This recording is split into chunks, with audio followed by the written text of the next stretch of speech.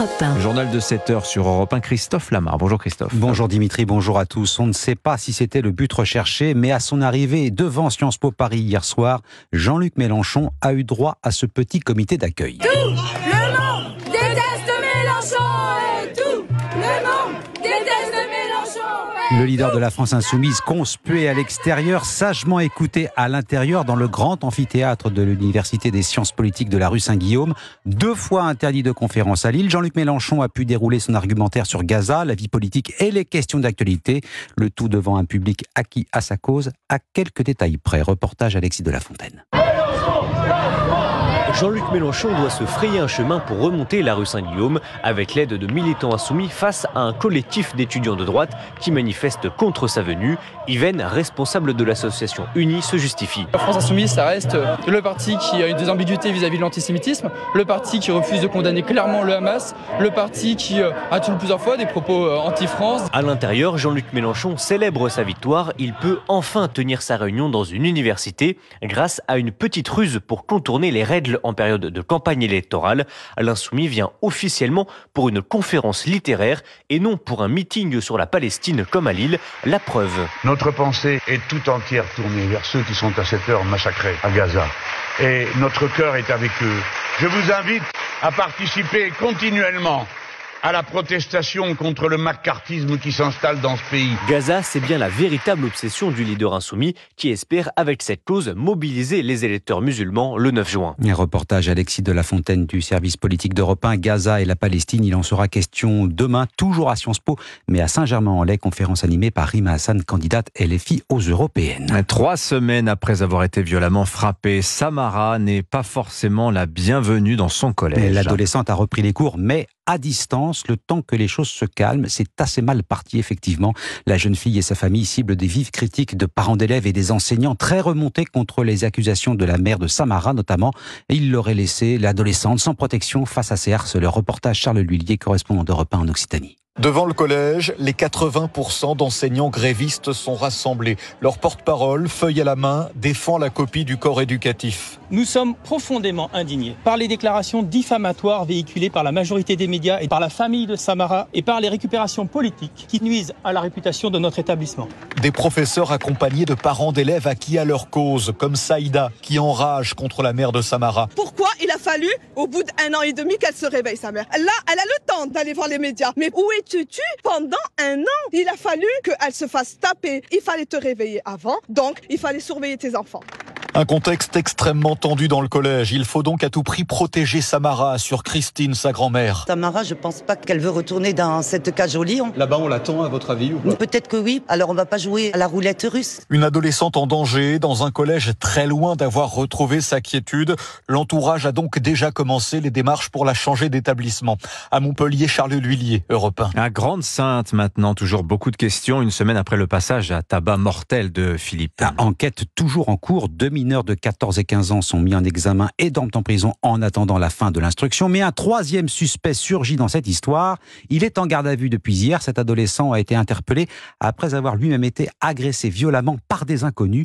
Le tout sur fond de règlement de compte présumé. Enquête Lionel Gougelot, correspondant d'Europe 1 dans les Hauts-de-France. D'abord présenté comme victime d'une sorte de règlement de compte aveugle parce que cousin de l'un des 2 assassins présumés de Philippe Kopman, l'adolescent de 15 ans est désormais considéré comme suspect dans l'agression barbare qui a coûté la vie mardi dernier à l'animateur de centre de loisirs. Les enquêteurs vont devoir établir son degré d'implication exact dans le déchaînement de violence survenu cette nuit-là.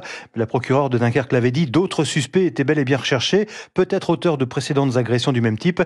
C'est le sentiment de Kelvin, l'un des frères de Philippe Kopman. Ça prouve que l'enquête elle avance. Après, comme je vous ai dit, la vérité on la sait pas. On sait pas ils étaient que bien sur mon frère. On sait pas sur les agressions précédentes ils étaient que bien. Il faut démanteler tout le groupe parce que c'est une bande de sauvages, de barbares. Et si on pense à toute la population, il faut attraper toute leur bande et tout l'entourage qui faisait des choses comme ça. Mais ce qui est troublant dans ce rebondissement, c'est que cela laisse penser qu'à Grande-Sainte, certains étaient au courant, ou en tout cas convaincus de la responsabilité de cet ado, nouveau suspect dans la mort de Philippe.